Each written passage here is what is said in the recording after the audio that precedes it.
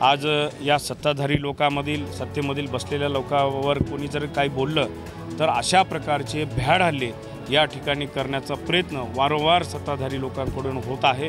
आणि त्याचंच एक ज्वलंत उदाहरण म्हणलं तर संभाजी ब्रिगेडचे माननीय प्रवीणदादा गायकवाड यांच्यावर जो भ्याड हल्ला झाला तो एक जबाबदार सत्ताधारी पक्षातील कार्यकर्ता होता हे सिद्ध झालं। आता सरकारनं त्याला लवकर अटक करून त्वरित त्याच्यावर कडक कारवाई केली पाहिजे असं मला म्हणायचं। आज आपण बघू शकता महाराष्ट्रामधली जी सांस्कृतिक वारसा आपण महाराष्ट्रातला म्हणतो ते कुठंतरी बिघडत चाललेला दिसत आहे। आज या सत्ताधारी लोकांमधील सत्तेमधील बसलेल्या लोकांवर कोणी जर काही बोललं तर अशा प्रकारचे भ्याड हल्ले या ठिकाणी करण्याचा प्रयत्न वारंवार सत्ताधारी लोकांकडून होत आहे। आणि त्याचंच एक ज्वलंत उदाहरण म्हणलं तर संभाजी ब्रिगेडचे माननीय प्रवीणदादा गायकवाड यांच्यावर जो भ्याड हल्ला झाला तो एक जबाबदार सत्ताधारी पक्षातील कार्यकर्ता होता हे सिद्ध झालं। आता सरकारनं त्याला लवकर अटक करून त्वरित त्याच्यावर कडक कारवाई केली पाहिजे असं मला म्हणायचं।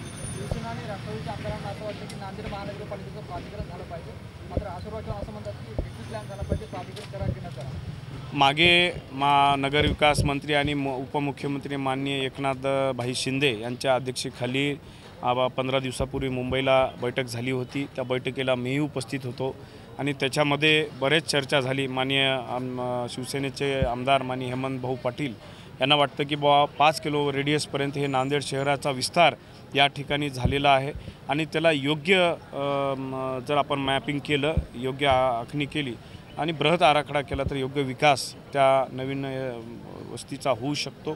त्याच्यामध्ये बरेच अंशी चर्चा झाली, पण याच्यावर आणखी असं मत आलं की ज्या ठिकाणी आपली नांदेड महापालिका वर्गीय महापालिका आहे आणि ते किती प्रमाणात ते सक्सेस होईल हे सांगता येणार। त्याच्यामुळे एकनाथ भाई शिंदेनी एक त्रयस्थ कंपनीकडून बाहेर देशातल्या एजन्सीला त्या ठिकाणी काम देऊन नांदेडचा विकास डेव्हलपमेंट प्लॅन कसं तयार करेल याच्याबाबत त्या अधिकाऱ्यांना सूचना दिलेल्या नाही। निश्चितच नांदेड शहराचा जर विकास करायचा असेल तर प्राधिकरण झालंच पाहिजे, पण प्राधिकरण जिथं प्राधिकरण झालेलं आहे तिथं किती प्रमाणात समस्या सुटलेल्या आहेत हे आपल्याला त्या ठिकाणी बघावं लागेल।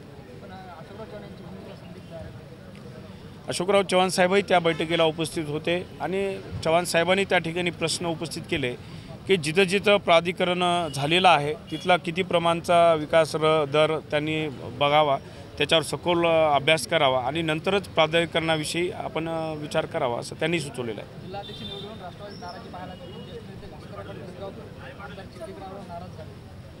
आता मी काल त्या बातम्याच्या माध्यमातून सोशल मीडियाच्या माध्यमातून बघलेलं आहे, पण तो त्यांच्या पक्षाचा अंतर्गत विषय आहे, मला काही त्याच्यावर भाष्य अधिक करायचं नाही।